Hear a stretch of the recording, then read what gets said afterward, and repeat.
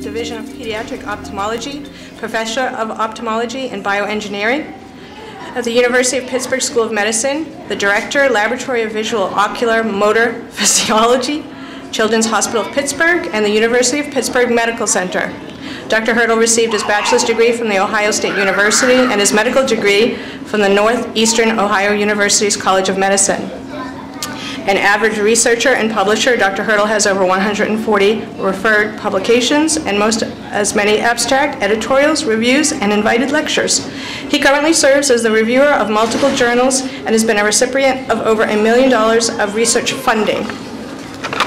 I'll be passing these out later. If you could just leave them on your seat, we'll collect them. Thank you. Thank you very much. Good afternoon. It's really a privilege for me to be able to come. If you can't hear me, let me know. To come and speak with you this afternoon and share with you in the next hour some of the professional understanding that I have regarding this problem in albinism. I'm sure that many of you, most of you, if not all of you attending this conference know as much, if not more, about albinism than I do. And so what I hope to try and share with you is the professional knowledge that I've gained. And as a result of both the areas of interest I have professionally, the experience I have with interacting with you as family members and as patients, we've been able to put together some observations about what may or may not be part of the visual system in albinism, and also an idea of what may be some avenues for treatment, not only now but in the future.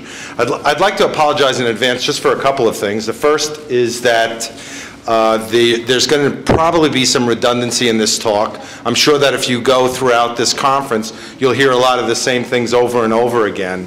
And I'm sure some of the things I'm saying will be repetitive and be a little bit the same as what you've heard in other places. Some may not be. And the second is that because of the amount of information that I'm going to give you and the way that I'm going to do it, I lecture in a way as though you were going to be in the office with me if you came and saw me as a family for a consultation. I have a tendency to not talk in a way as though I'm watering down the material. I try and present the material as though we were colleagues, as though you were professionals with me, but try and not use all of the language of science so that it doesn't sound like a foreign language. So I'm not going to make any of this information watered down. The information is going to be as high-end as I possibly can say it in a way that I hope can communicate it to you so that you'll understand. I find that families get the best information this way. I'm going to try and go over a whole bunch of different things too during this talk, but hopefully it won't be overwhelming. None of this work over the last 25 years has been done alone. These 18 people are just probably a handful of people that have helped me over the last 25 years. All of the data and the information that you see here has been obtained by the use of what we would call traditional science, or the traditional scientific method, or clinical science. There's really two types of science. One is the type of science that you see where someone's in a laboratory looking under a microscope, looking at RNA and DNA and doing specialized testing with specialized equipment. And the other type of science is that done with those of us who are clinicians with patients. And there are standards for clinical science. There's standard ways of testing. There's hypothesis generation, data collection, data analysis, and also peer-reviewed publication, as well as data reproduction. And the scientific method for clinical analysis is what you'll see here. And the people on this slide are the people that have helped me with that over the last 25 years. I'm not going to tell you something you don't know, and I'll show you some pictures. Those of you in the audience, I'm sure you may have seen this before, but if you haven't ever been able to look at someone, I'll show you some pictures of Nystagmus. If you haven't been able to see it in anyone else, If you turn your heads, I don't know if anyone's told you this trick, if you have nystagmus yourself, if you turn your heads 90 degrees and look at someone else, you'll be able to see their nystagmus. In the horizontal plane, you tend to suppress it. So if you want to see one of your buddies here, eye oscillation, you don't have to do it where everybody's looking at you, but if you want to watch each other's oscillation, just turn your head 90 degrees and you'll be able to see it. I tend to break up albinism into the 5 types that you see listed on the top of this slide, as well as the syndromic types. I think the syndromic types don't get as much attention. The 5 types that are typical OCA 1, 2, 3, and 4 that have some known genetic deficiencies consist of the characteristics that we're all aware of. The syndromic types, where hypopigmentation of the eyes, sometimes of the skin, as well as some of the eye findings, can be associated with severe systemic things such as Hermansky-Pudlik, which is probably the most common, Shediac-Higashi, which is a white cell disorder where infections are common with this, and probably 2 of the less known are the Grichelli syndrome and Cross-McCusick-Breen syndrome. And these are also chromosomal or genetic syndromes that have other organ manifestations, such as neurologic abnormalities in the Cross-McCusick-Breen and Grichelli with storage disease. I don't like eponyms or names. I'd rather have them labeled as the underlying genetic problems that they are. Not that this audience needs a lot of detailed information about what the ocular problems with albinism are. I'm going to go over that because I think that if we all start in the same place, we all end in the same place. So the eye findings in albinism, people with oculocutaneous albinism or even albinism have very similar characteristics, even though the amount of gene defect they have or how it's expressed or the individual gene problem they have may be slightly different. And these are hypopigmentation of the hair and the skin, the eyelashes, hypopigmentation of the iris, and you can actually see the lens through the iris, and this is a beautiful picture on the upper right of diffuse transillumination of the iris with the lens edge visible. There is some pigment around the pupillary border, which is why it's dark in the center. There are some really severe structural abnormalities of the prechiasmal and chiasmal visual system. This is the part of the visual system that begins in the retina and goes up to the visual cortex. The optic nerve itself is about 1 millimeter, and it enters the eye on the nasal side of the globe, and it has the structures you see on the upper left. It has nerve fibers that enter through the eye, and it enters around the edge of a cup. And in the center, there's this little cup through which the vessels come through. And it has a very regular arrangement of this cup to fibers where the vessels enter and how they exit. And on a large magnified photograph you see on the left of a normal optic nerve, on the upper right you see a normal optic nerve. We can measure all of the characteristics of this from a photograph, and I'll show you some other high-speed ultrasound as well as high-speed light laser guided measurements of the optic nerve now that's giving us better information. But if you yourselves look at the difference between the optic nerve in the upper photographs and the lower photographs, you can see that the optic nerve does not have the same structural appearance. The structure of the optic nerve, just grossly, just looking at it, all of us looking at this would say that these nerves are different. So this is not just a pigmentary disorder. There's not although there's less pigment in the nerve, the structural appearance of the nerve has nothing to do with pigmentation. The optic nerve being anomalously shaped and possibly anomalously functioned is not because there's less pigment in it, and I'll come back to this later. A woman named Cosman Keller, Barbara Cosman Keller in the Netherlands, has done a tremendous amount of work on the chiasmal and prechiasmal visual system. Up on the top are the 2 optic nerves that are coming from the 2 eyeballs on the top right and top left. They join and mix and then go back to the brain. This area is called the chiasm. And what I've drawn is a width of the chiasm with the red bar. And that's normal on your left. And on the right is a typical oculocutaneous albino type 1.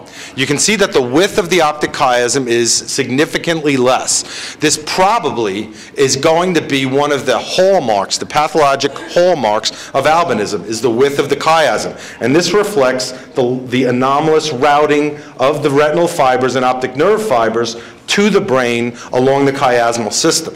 To do this type of scan, the chiasm is only about 2 millimeters thick. So to get this slice through the scan requires a little bit of cooperation, even from adults, and even adults like myself who have a tendency to be a little active would almost have to be sedated to get a scan like this.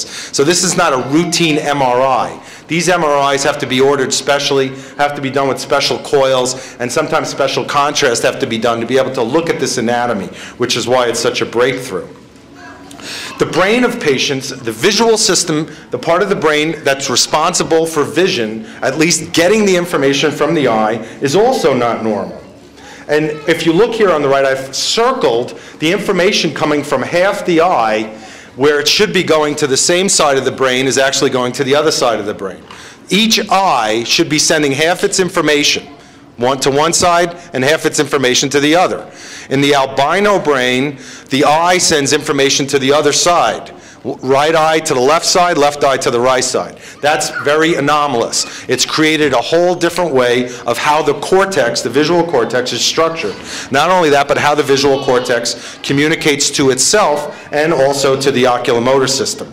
These abnormally crossed fibers and how they synapse or connect with each other determines what we see, how the brain sends signals to the other parts of the brain.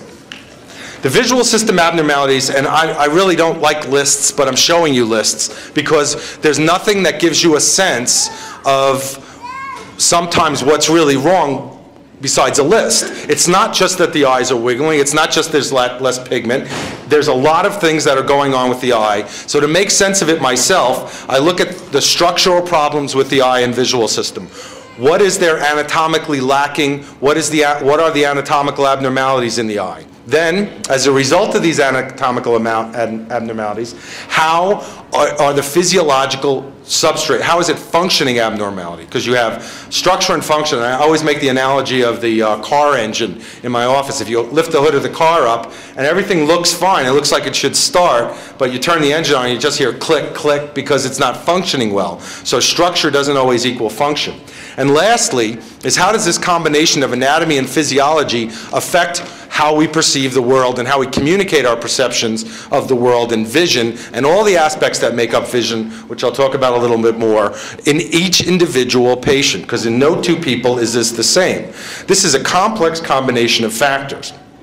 On top of the afferent systems that are wrong with the world, here's two typical patients, one with fairly typical OCA type 1B, and a patient with X-linked ocular albinism, where you could tell that the child had albinism by looking at them because everything is so darkly pigmented. And they both have severely anomalous head postures in order to see the best. They don't do this all the time. They don't walk around with their heads like that all the time because they physically can't walk around with their heads like that all the time. And I'll come back to that. But here's a motor anomaly, an oculomotor dysfunction that's a direct consequence of the primary sensory system deficit that occurs as a result of abnormal anatomy. I'm going to talk a little bit more and a little bit in depth about nystagmus because it's the particular part of the visual system problems that I understand the most, I study the most, and so I want to share with you a little bit more about that than maybe some of the areas within the other visual subsystems, which some of my colleagues know much more about, especially the genetics. Nystagmus comes from the Greek word to nod, which happens whenever I talk to a group of people who don't have nystagmus about nystagmus, which is this. And it's really an involuntary ocular oscillation. Nystagmus used to be classified according to this kind of classification scheme that you see up here, which has eponyms to it like upbeat and downbeat and seesaw and reflex and minors. And that's really a terrible way to communicate about these oscillations. And they were based on the clinical appearance and the history. That's what this is an old instrument that was used to check pressure in the eye. You can see that very many people wanted to get their pressure checked because this pointy thing would be stuck in their eye here. And they didn't have anesthetic at the time. And so wonder why everybody's pressure was high. So in 2001, we brought together a group of varied experts from around the country in all disciplines having to do with the visual system to reclassify eye movement abnormalities and strabismus. Because what I found when I was going nationally and internationally, I would just do this kind of at the end of our conferences with some of our professionals, and I just would present a typical, say, 6-year-old patient whose eyes were crossed, and when I put glasses on, the eyes straightened out. It was a very typical, straightforward case that had been described and treated for 150 years. And I just asked the professionals who did the same thing that I did in the audience what they called it, and I was getting different names. Same kid, all around the world, different diagnosis, same problem, same treatment. So it's very frustrating, because how can the scientific community begin to communicate about research and disease treatment if we can't call the same problem the same thing? And it wasn't just a language barrier. So we came up with this new classification system, which is available on the website at NEI. It's an 85-page document. It took about 2 years. The nice thing about this classification system is it's a living document. It's like one of the living languages, so it can be added to as we learn more about the diseases and as we learn more about their treatments. And what I'm going to share with you today is the classification system, that classification system, as part of this. And these are the 10 nystagmus types. The types that I'm going to concentrate on this morning, or this afternoon, are the 2 types that are most prevalent in the albino population: infantile nystagmus syndrome and fusion maldevelopment nystagmus syndrome. I know that's a big mouthful, but it used to be called latent nystagmus. And those are the 2 most common types of nystagmus seen in the albino population. Now, if you look down at the right, I don't know if all of you are able to see that, but you can see the 2 eyes wiggling back and forth, and you can see the movements of the eyes, the eye movement recordings, simultaneously with this. And it may remind you, if you've ever seen any television show with doctors on it, and you see the EKG machine with the heart beating and the EKG monitor, I don't think you could go in a physician's office and have any complaint in the torso at all, maybe the arms, neck, or head, maybe even the legs, and get an EKG. You'll get an EKG, they'll hook you up, and you'll see this electrophysiologic recording of your heart on the paper. And it's in, you know, everybody's office, from the middle of Kansas to the middle of Las Vegas to the suites. Some people have them in their own houses, in penthouse suites on top of New York. So why is it so odd that we don't have this for eyes when this technology has been around since 1901? But this is the technology that I use to study nystagmus, the same as studying the heart. It's how the eyes move, the rhythm of the eyes. It's really an indirect opening to how the brain is working. And I'm going to share with you what eye movement recording does and how it helps me understand the brain in nystagmus. But before that, we're going to talk a little bit about the examination. If you examine the eyes and the oculomotor system, I generally break it up into 2 large parts. The input to the visual system, which in scientific terms we call the afferent system, or input. And that's what we feel, that's what we sense. If you were asked to describe your vision to someone, you would just be describing the afferent system: color, contrast, motion, shape, depth. That's input. What you wouldn't be describing is the output to the system, the oculomotor system, how the eyes move, how well you pursue something, how quickly your eyes can move to acquire a target in your periphery. You can't feel that. So we examine the visual system in those 2 parts. We examine the input and we examine the output. And anybody who gets a complete visual system evaluation should have the afferent system involved and the efferent system involved. And there are clinical evaluations of the afferent system, which means you can do them routinely in the office without any fancy equipment that you can plug in, or you can do them with electrophysiological evaluations, afferent and efferent. Both of them can get evaluated. The afferent system is very important to evaluate because it goes hand in hand with the prognosis for vision and visual system function. If we just isolate one of those 2 systems and evaluate it alone, we're never going to be able to put them together and say, this is how the visual system functions. We have to be able to evaluate how the information is getting into the brain, and then how the information is being used by the brain to move the eyes to where you need to see them.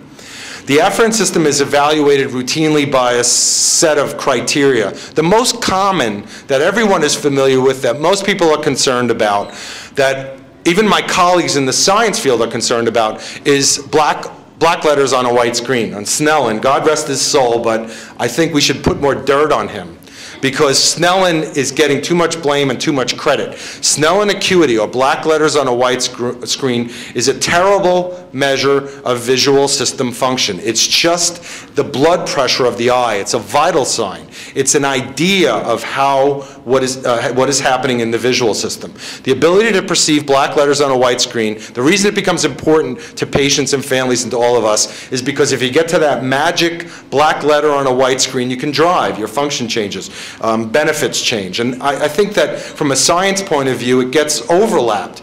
So the clinicians and the scientists think that, well, 2040, 2070 is important because it's important to the patients, because it's important socially and politically and economically. But if you really step away from that and say, how does the oculomotor system function, specifically what I study with nystagmus, it makes no difference because it's a poor measure of oculomotor function.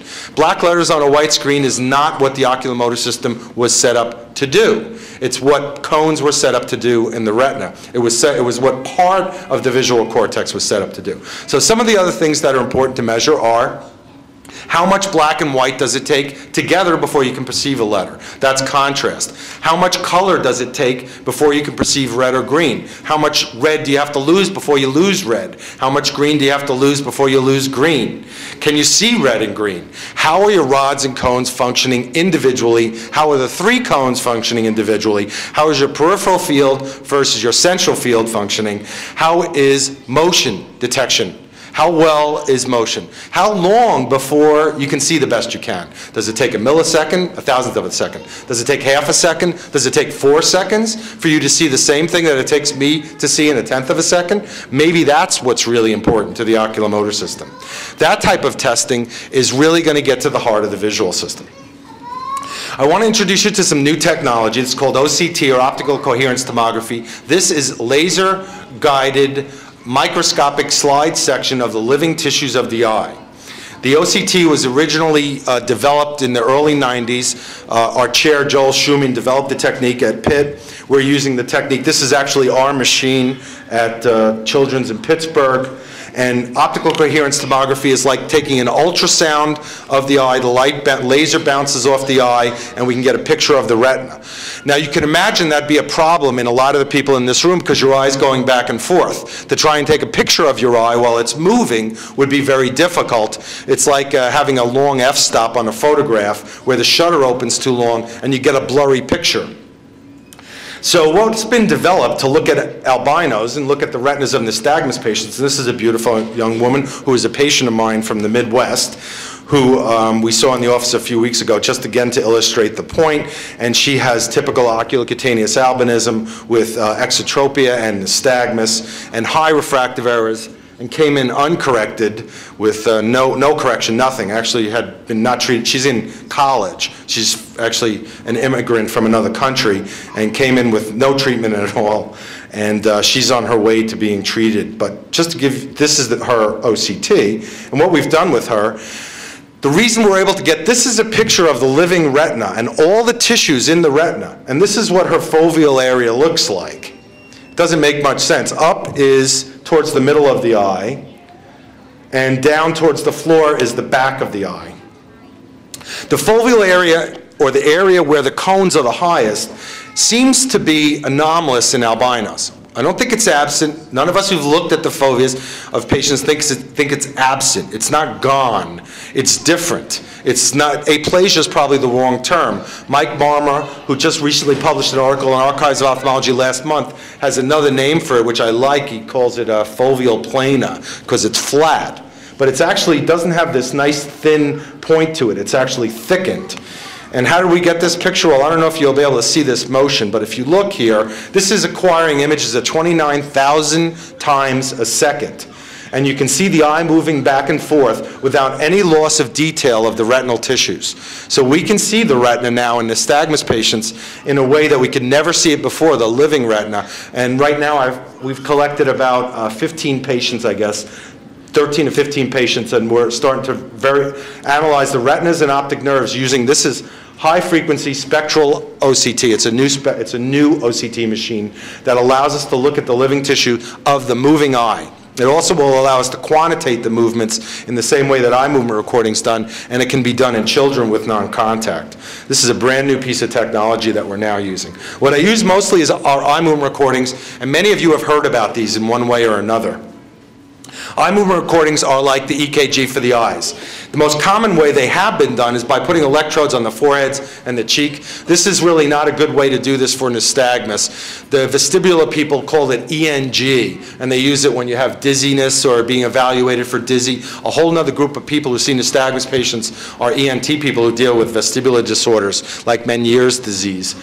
But the kind of resolution and detail you get with contact electrodes on the cheek is not very good. What I use are the coil systems, which is the scleral search coil, which is a contact lens on the eye, and more commonly the infrared system, which you see on a young patient down the left. And we've just acquired a new system which actually does the recordings remotely. Nothing touches the face or eyes, and this is done even with, it's really nice for kids, with the child or infant on the parent's lap. And there's a certain amount of play that can be done, about 4 centimeters of play, and we can still get the recordings. It's a beautiful piece of equipment and allows high resolution recordings.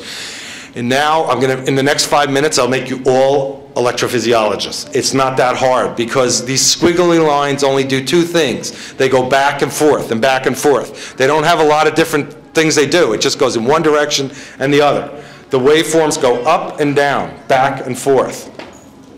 They go in one direction fast and the other direction slow. That's what makes it nystagmus, a fast phase and a slow phase. If they go both directions fast, that's not nystagmus. Those are saccadic oscillations. If they go in both directions slow, that's pretty easy. That's pendular nystagmus, pure pendular nystagmus. Most forms of nystagmus are not pure pendular, even though it may look that way in some of you or some of your babies when they're in their first 2 or 3 months. It's almost rarely purely pendular. It almost never stays that way. But you can see here these waveforms go back and forth. How does the brain actually perceive the world if the eyes are shaking, going back 3 to 5 times a second? The best way for me to describe that is that during each beat, the brain stops the world for a second, takes that picture, sends it in, and processes it. Those little periods of time during which the brain captures the world, the eye is moving the slowest it can move. During the fast phase, it moves 200 to 300 degrees per second. That's more than once around your head. So it never can capture the world during the fast phase. It's too fast. During the slow phase, though, it can move as slow as 3, 4, 5, 6 degrees per second, or as high as 100 degrees per second. So what the brain does is say, oh, it's moving at 3 degrees per second. Let me take that period, capture it, wait for the next cycle, the next beat of nystagmus, capture that picture, wait for the next cycle, capture that picture, and then put them all together. That's why it takes a few seconds to see something and perceive something, because it's capturing images. The analogy I like to use is like flipping through a cartoon book. Through a cartoon and then putting the cartoon images together. And the faster you flip, the more fluid the motion is. So these cartoon images, these periods of time are called, we call them foveation. That's what foveation is. Here's the eye movement recordings of a 3-month-old baby. The reason I'm showing you this is because from these eye movement recordings, we were able to determine that this child had an eccentric position of gaze to the right, where their nystagmus was the best. Even though they weren't positioning their head, they didn't have the neck or muscle tone to be able to do that yet, but the nystagmus waveforms and the null position had already developed physiologically in the brain and brainstem. And we were able to see that on eye movement recordings, even before the infant sat up and started looking around. This is a picture of what it's like to go from right to left and having eye movement recordings all the way across from right to left. And you can see this yourself. To the left of your screen, there's less nystagmus than to the right of the screen. So on that side, the nystagmus is less. There's more periods where the brain can capture the world and put them together. The vision is going to be better. So that's where the eyes are going to want to be, in that position of gaze. To get them there, the patient moves their head over. This is the CMAS classification for infantile nystagmus. This is the box system that we use. And it comes in these 4 Outliers. The disease name, the new one and the old one. The old name for this used to be congenital nystagmus or motor or sensory nystagmus. We have a criteria box, common associated findings, and then some general comments. This is one of the few eye movement abnormalities that can be clearly diagnosed, as the only one of its kind with eye movement recordings. There is no other oculomotor abnormality that has such a specific diagnostic criteria. If you see it on eye movement recordings, it means it's nothing else. Increasing velocity slow phases, the type of slow phase, occurs in no other disease. Even in acquired disease of the brain and brainstem. Patients who've had hemorrhages in the brain or brainstem or suffered strokes, we cannot reproduce this disease. We can't even reproduce it in experimental non-human primates. That's how complex it is. So what's happening? I'm going to try and explain to you what I think is going on and why this oscillation develops. And this oscillation is not congenital, although many of you may remember it as congenital, as occurring from birth in your children or family members or yourselves.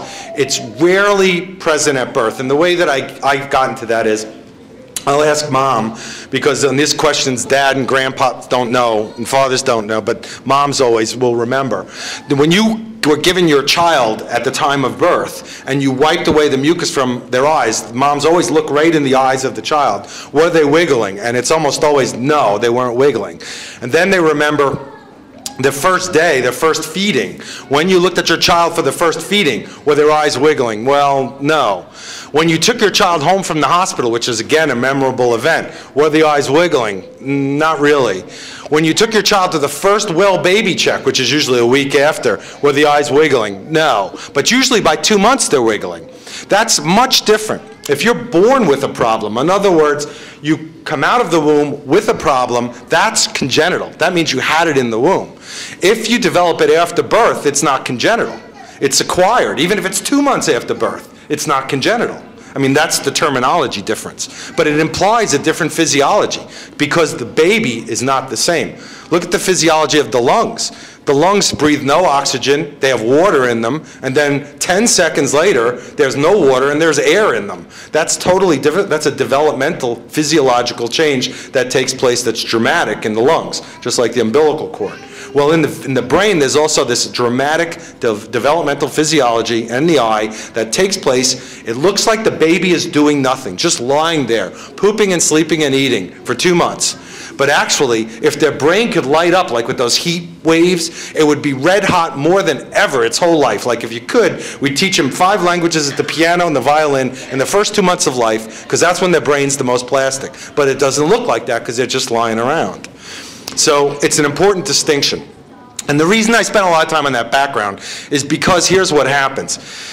The developing visual system, or the ability to see all of its component parts that I mentioned before, color, contrast, motion, depth, all of those separate parts have different neuroanatomy. There's different parts of the brain that are responsible for that. All of the different motor systems in the brain, the ability to use the eyes together as one, the ability to move them following a horse race, the ability to rapidly refixate to a target by sound or sight, those all have their own neuroanatomy. Those systems are all set to go, like our Olympic trials, like 10 runners on a race at the Olympics, and the starting gun goes off at birth. And they all start racing, except it's not a race. They're all holding hands. And what happens with their hands is they're talking to each other. So the ability to move the eyes is in the brain, talking to color vision. It's talking to the depth. It's talking to black letters on a white screen vision.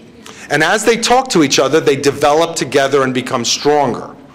If the afferent system is interfered with in its development in some way, so the 4 runners on one side of the track are held up, a bar goes out in front of them, and the runners who are the motor system keep going.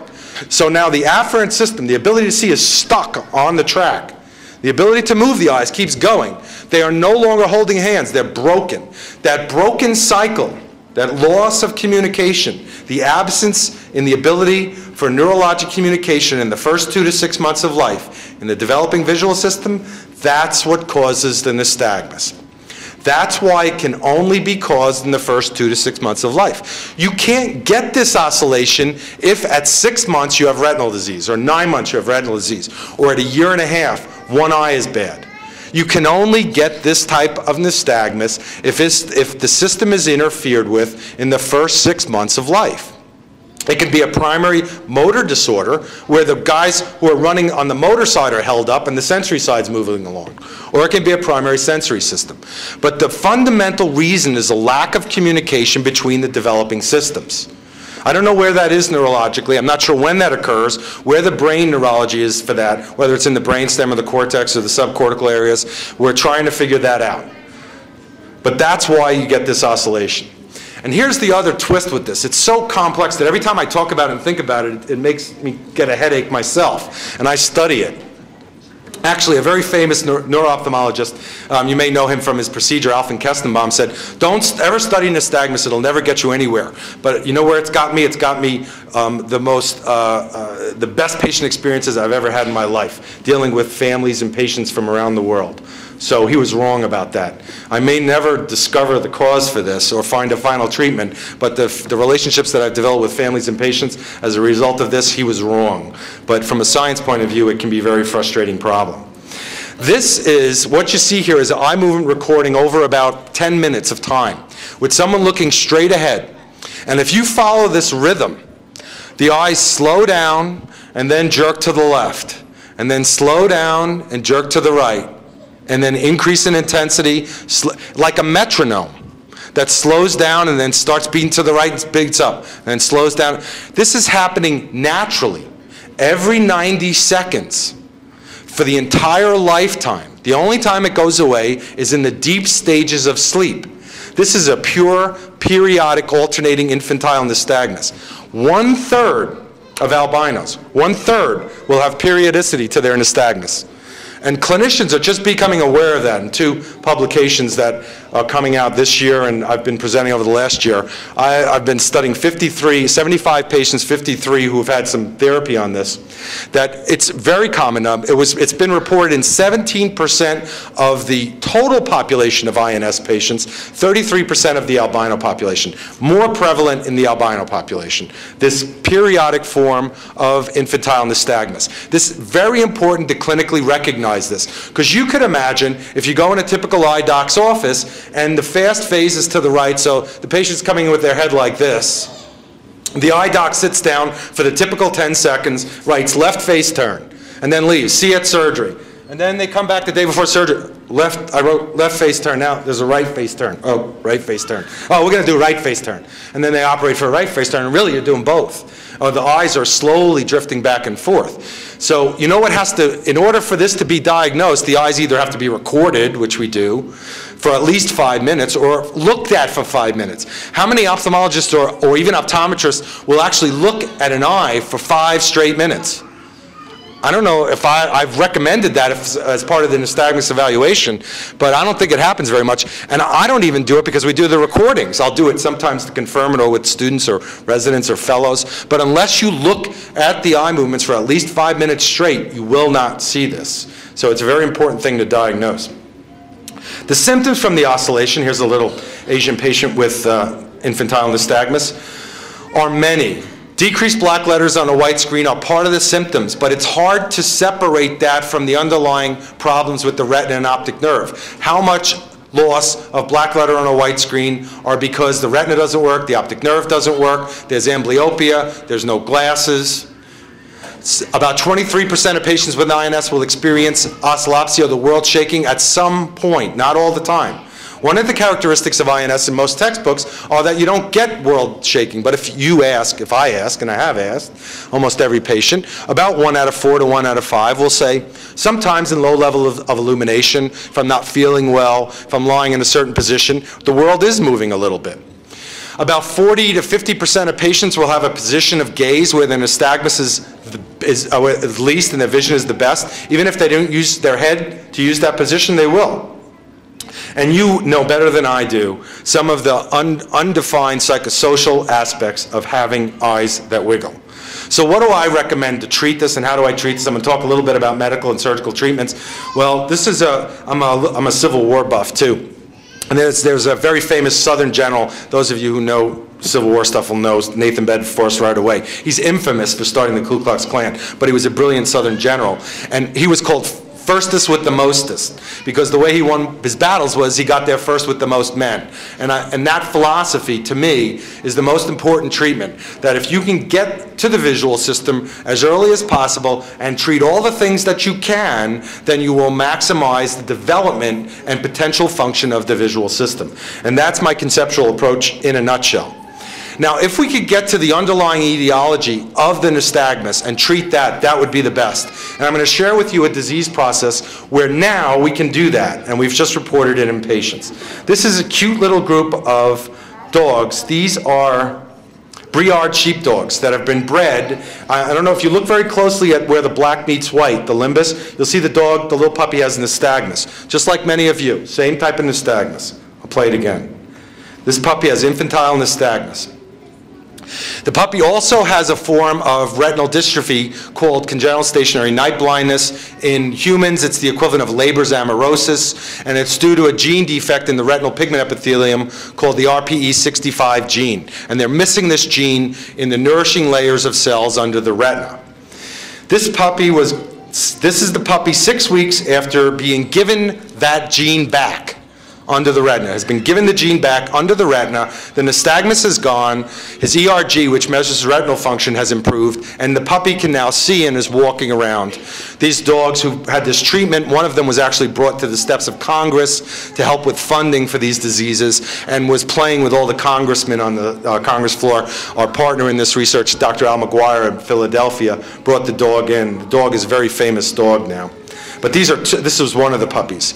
And this is the publication that came out in the New England Journal of Medicine about three weeks ago on our first study in 3 humans with RPE65 who had gene transfer therapy. And there was also a simultaneous publication from the Moorfields group in England, and which basically, in a nutshell, showed that gene transfer therapy is viable and feasible and is probably going to be the next step in treatment for genetic diseases in yours, definitely your children's lifetime.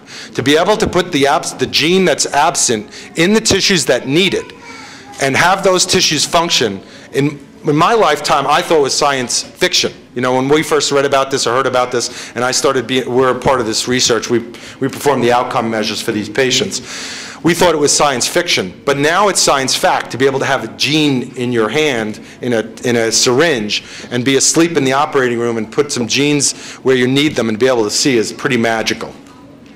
So ultimately, that's going to be the treatment, because if we can do that, we don't need to do anything else. If we can restore the normal genes in the tissues, we should be able to restore normal function. But we can't do that yet for all the genetic diseases. It's coming, but we can't do it. So in the meantime, what can we do?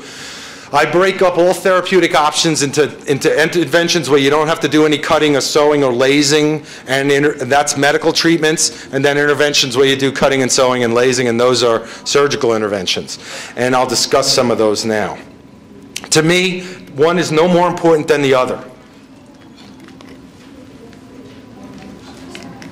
Medical therapy may be more important than surgical therapy of any form in the albino population. Too many patients are hand-waved, and that's what I call it, is hand-waving. There's nothing we can do. You have 2200 vision, you have albinism, there's nothing we can do. I don't think that's true. In my experience, it's not true. Every little bit you do in a population of patients who has lower vision and abnormal anatomy gives them logarithmically improved visual function, including a simple thing like prescribing glasses. Glasses for children, glasses for patients with low vision, spectacle therapy for patients with nystagmus is medical therapy. It's like prescribing a pill. Giving the retina and the brain clear images is extremely important. It's more than that. As you know, prescribing certain wavelengths of light to come in helps perceive the world. So medical therapy is very important. And this spectacles, contact lenses, I have a picture. One of my albino patients just brought this lens to me last week. You can see the lens type. It has an artificial iris on it and a tinted central portion in the pupil and optical correction. So it's providing 3 things at the same time Actually, 4 things at the same time, if you count the fact that contact lenses in contact with the eye also helps the nystagmus. So this contact lens is providing optical correction, it's providing loss of light scatter coming through the peripheral iris. It's providing a beneficial wavelength of light by the tint through the center. It's providing optical correction because the patient has astigmatism and farsightedness. And it's providing additional decrease to the nystagmus. It's incredible, all those functions from a contact lens. There's other low vision devices which I'm not an expert in, which I recommend for every single one of my patients to get evaluated in.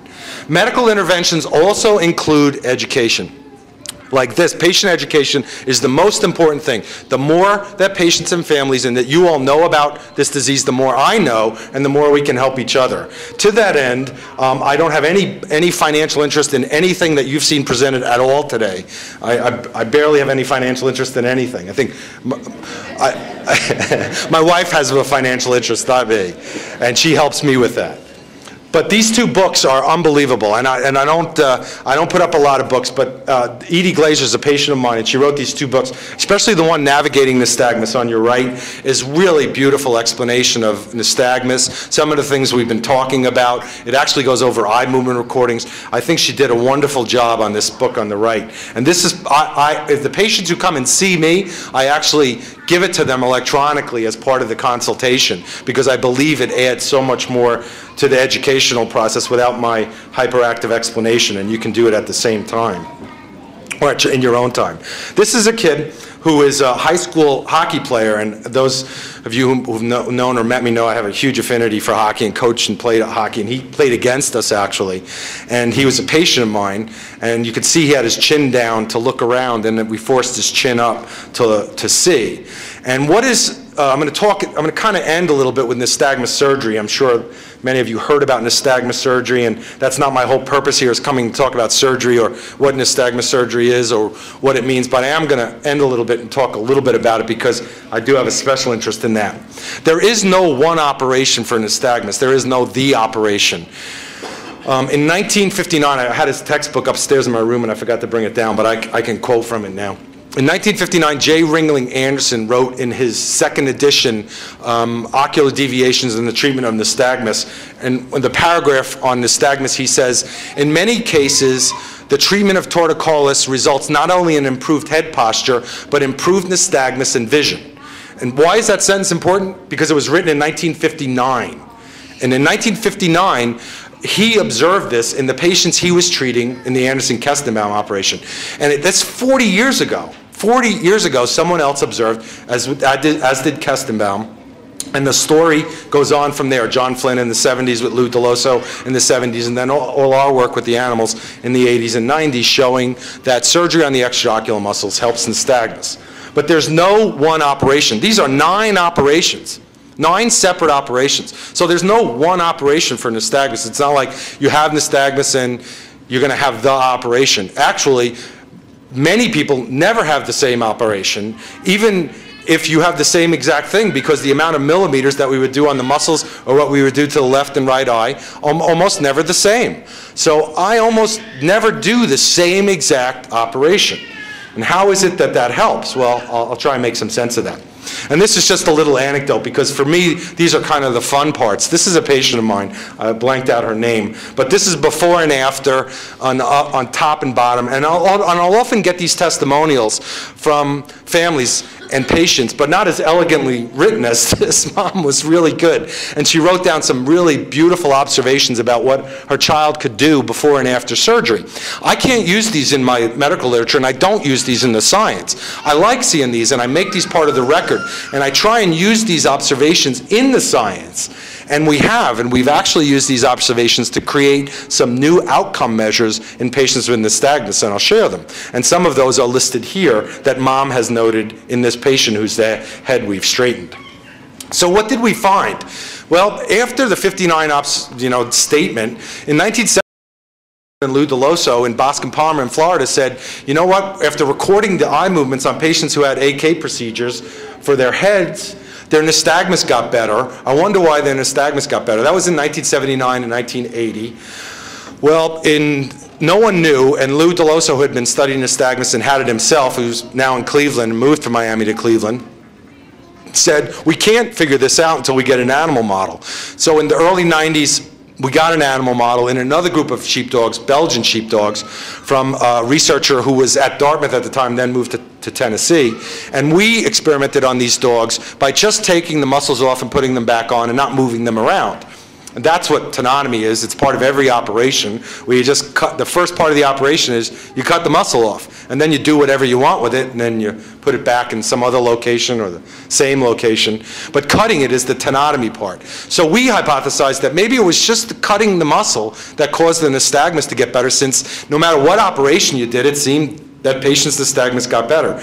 It turns out that's the case, that it's just the act of cutting the muscle. So that's even more confusing. See, as you study this, you get more questions, not more answers, because that really doesn't make any sense. So it led to a whole new group of investigations. But let me show you what happens after tenotomy electrophysiologically. Here's a patient who's looking straight ahead, then a little bit to the right and left. You can see the nystagmus increasing. Then after the surgery, they have to look twice as far to the right and left, and the nystagmus is only half as much. And that's just from the tenotomy operation. This is one of the things that happens that I try and explain to my colleagues and to other clinicians or even to patients. This is probably one of the things that I think it's really important for me to communicate about my work. And it's evident here in this illustration. So if the eyes are going back at 3 to 4 times per second before surgery, before you operate on the patient, the operation that I know of that we do does not make the nystagmus stop. It doesn't make it go away. And that's easily judged clinically because you see the eyes wiggling before and you don't see the eyes wiggling after. But that's not what this surgery does. Before surgery, the eyes wiggle, and after surgery, the eyes wiggle. They don't wiggle as much if you really pay attention to it, but the problem is trying to get an average clinician to say, well, they're still wiggling. What difference did I make? Well, here's the electrophysiological difference. You can see that the eyes are going back and forth in the top and bottom the same amount. But if you look at the window where the brain grabs the world, in the top one, it's 16 milliseconds each beat. In the bottom one, it's 70 milliseconds. That's 4 to 5 times the amount of time during each beat the brain gets to see. What that does is increases the quality of vision and the visual sense. And I'll show you how. Here's a little kid who has him and his twin brother. They have the same head posture, same nystagmus, same waveform. They are from New Jersey. But the visual system is affected by both the afferent influence and the efferent part. So what I try and do is maximize the treatment of the afferent system with medical treatment, as we've discussed, and also see if we can make the nystagmus better. What we used to think happened was if patients had a position of gaze, or even straight ahead gaze, where the nystagmus was least, if we moved it over, here's what an artist thought what a null position would be like on the Jersey Turnpike. If any of you have ever been on the Jersey Turnpike, this is what it looks like, a toll booth every 20 feet or so. You got to speed up and stop. Then the clear vision is right where the dotted lines are. What was thought to happen was the null position moved from eccentric gaze to straight ahead on the top. But what really happens is the null position doesn't just move, but it broadens. And this artist representation is also artificial, because what it really does is not only broaden, but it expands in depth as well. And this is one of the outcome measures we've developed, and this is directly a result of patient responses. That I see better, I see more, I can look to the sides and see more. This red line, this is data from 12 patients, but up to the right, this is gaze-dependent visual acuity. We actually physically measure the visual acuity as a function of looking to the right and left and up and down. And if you just look at this patient up to the right, straight ahead gaze, in their null position, after surgery, they gain 1 line of acuity. 1 line, which means a big difference if you're going from 20/80 to 20/70 or 20/50 to 20/40. But if you look across gaze, they've gained 3 to 5 lines across the side of gaze, outside their null position. And unless you measure it, you won't see it. And all of this shows a broadening of the null position after surgery. And this is really what it looks like. This is my own representation and my own diagrammatic representation of a broadening and shifting of what I now have labeled visual function space. This is where we function the best visually. And nystagmus patients have a visual function space that's kind of like a hot dog balloon.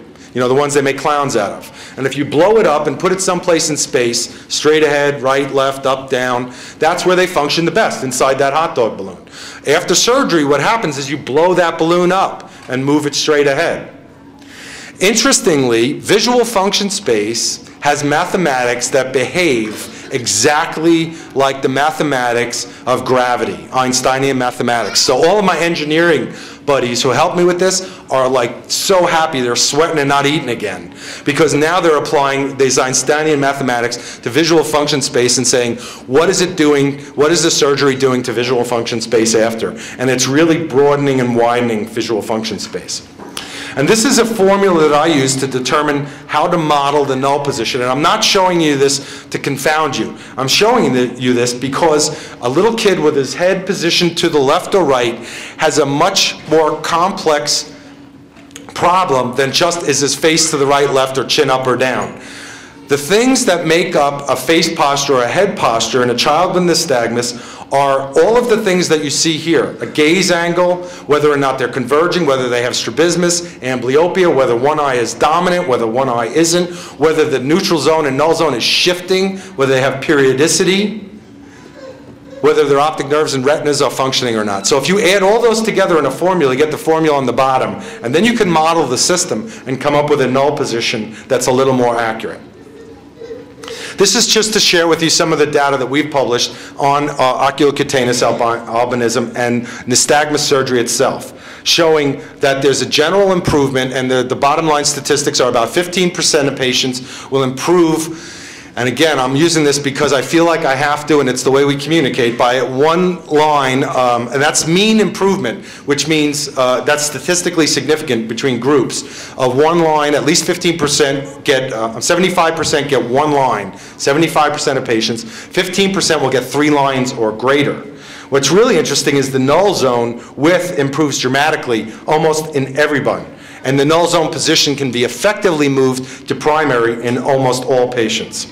Again, this is another example of foveation periods. Not only does the nystagmus change in amplitude, intensity, so this patient has a visible change in their nystagmus. It got visibly better. And you can see the lengthening of their foveation periods. You can see yourselves during each beat of nystagmus how much more time the brain is able to capture the world. And foveation period between the groups went from 78 to 138 milliseconds, almost doubled as a group. Why is this happening? What is taking place with surgery, no matter what we do, no matter what procedure I do? It's because we're interrupting some what we found, they've been there forever, but no one's looked at this. The area where we do surgery is that area of the black circle I have up there. And I've labeled that the enthesis. That's where the tendon of the eye joins the eyeball. That's where we make the cut into the eye. That area has not been studied histologically. The area further back where tendon becomes muscle and where the whole muscle is, where the muscle originates, that's all been studied for hundreds of years. But the area that we actually physically do the operation has not been studied histologically, immunohistochemically, and genetically. It is now and has been since the mid-90s, since our papers came out. And one of the first ones that came out was the paper that we did with my colleagues at NIH, showing these nerves where we cut the muscle. And these nerves go back to the brainstem and cerebellum in the areas that are primarily responsible for ocular motor function. So what we believe we're doing is interrupting nerves that go back to the brain and saying to the brain, basically, hey, we're stimulating you, shut down, shut down, shut down. So then the nystagmus quiets. And that's what surgery does. I don't know how the brain is doing that, but that's the dramatic explanation. So that's kind of nystagmus in a nutshell.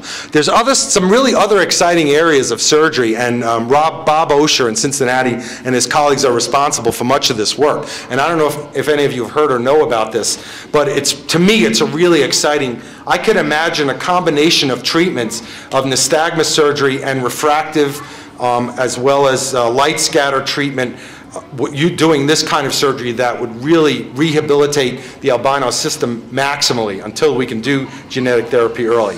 And what this type of treatment does, it's really just standard cataract surgery, except instead of replacing the lens in the eye with a typical lens, the lens inside the eye is replaced with an artificial iris. So two things are accomplished. One is there's an artificial iris, which doesn't allow light scatter inside the eye. And the second is the abnormal refractive error of the eye is corrected with the lens that's replaced.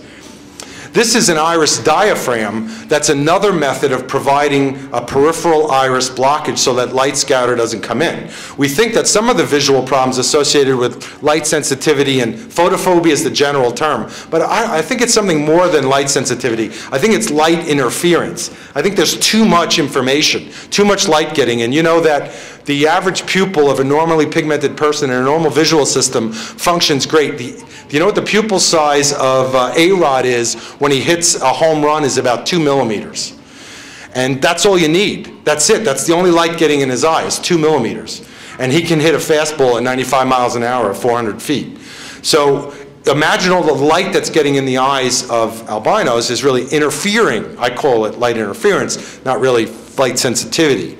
And so we really need to decrease the light coming inside the eye. And that's why these types of reconstructive procedures, I think, will be some of the treatment. And these tables are the data from these two types, the Ophtec lens, which is the first one, and this is a data table from the iris diaphragm, which is the second one, showing that out of his patients here, almost all the patients except 2 had improvement in vision and visual function from the iris diaphragm lens. So this is a very exciting combination of procedures. This is another little kid with his head down. And so what I wanted to tell you about with eye muscle surgery and nystagmus is that there's a lot of benefits. Acuity improves in at least 75% of the patients. That's black letters on a white screen. Head posture improves in almost everyone who has an anomalous head posture. The null zone improves in its position, depth, and width. Foveation periods improve. The waveforms get better. The cycle improves in length. The slow periods improve in length. Gaze-dependent visual acuity improves. The ability to recognize the world, how fast it takes to recognize the world, improves. A visual sense of well-being and visual perception improves. And it's independent of why the surgery was done, whether it was done for strabismus alone, whether it was done for strabismus plus a head posture, or whether it was done for only the nystagmus. All the data points to that.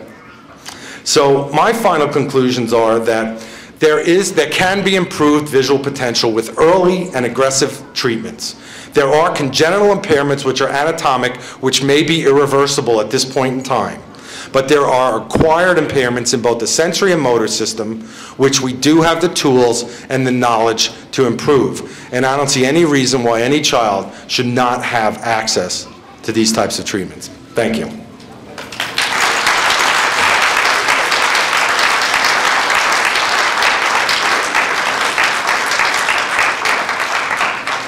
Do we have questions? Do we have time for questions?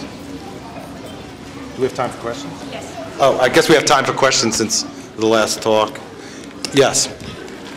I wanted to know about the risks involved in this kind of intervention. You want to know about the risks involved in what type of intervention? This kind of surgery. The risk involved in surgery? The risks to the eye or the risks to you? Risk to the eye. There's a 1 in 10,000 chance that you could go blind from the operation. There's a 5% chance that anything else could happen to the eye, and the list is probably a couple hundred long. 5% chance. Can you explain that again? So there's a 1 in 10,000 chance you could go blind from the operation. There's a 5% chance of a list of 200 other things could happen, none of which could blind you. I just don't think that now's the time to go over those 200 other things. Okay. Is there a increased acuity with successive surgery? Let's say you had a kid that read and had the diagnosis surgery, and then the acuity improved that child, let's say, after an additional surgery as well. Let me see if I can repeat the question just in case someone hasn't heard it. Is there an improvement, if I understand it correctly, is there an improvement in acuity that occurs after another procedure? I don't know. I have not seen there. Let me qualify this a little bit. Acuity is age dependent. There's an age-dependent improvement in acuity, and it occurs more in patients with low vision. It does tend to stabilize by the middle of the second decade of life, so that in a person with a completely normal visual system, they may reach 20/20 by 2.5, and there's no place else to go. But a patient with low vision may not reach their maximum acuity until they're 15, whether they have treatment or not. So it's difficult to study. The way that I've shown that acuity improves is because we study the visual system immediately after the procedure. But I don't know if another procedure would make a difference. Theoretically, it wouldn't if we've done everything we can from the nystagmus surgery. But that's a good point. NOAA is an organization that lets kids or adults with albinism to meet other people with albinism. And that we get to go to many exotic places, and it's just awesome, especially the bowl. I'm over to see my friends, see everybody that I share this with, and, where I'm from, it's only me with albinism I feel left out. It's hard. Not being the only albino person, there are so many other people, and I don't feel left out and all that stuff. I'm just gonna say, don't be ashamed to get a pose or something, and do what you need to do to see stuff and things like that. Because it'll really help. It'll really help you, and if you take time to do these things, you might get a head start on regular people. Yeah, go to. No, it's if you're feeling left out, go to NOAA, because there are other people who have albinism. You wouldn't feel left out. You can share experiences. Yeah. No, I felt left out, and when I found out about NOAA, I feel. Just seeing other people, because this is the first time I saw other people with albinism, and just what they're like. And my friends that are albino over there, I get to reconnect with them every 2 years. And I just like to socialize and meet other people and discuss with them. I'm having a lot of fun. It's pretty cool because my brother has albinism also, but he's 11 and I'm 14, so I wanted to see people my own age. And I certainly do. There's a whole bunch of people walking around. It's kind of weird, but it's kind of cool.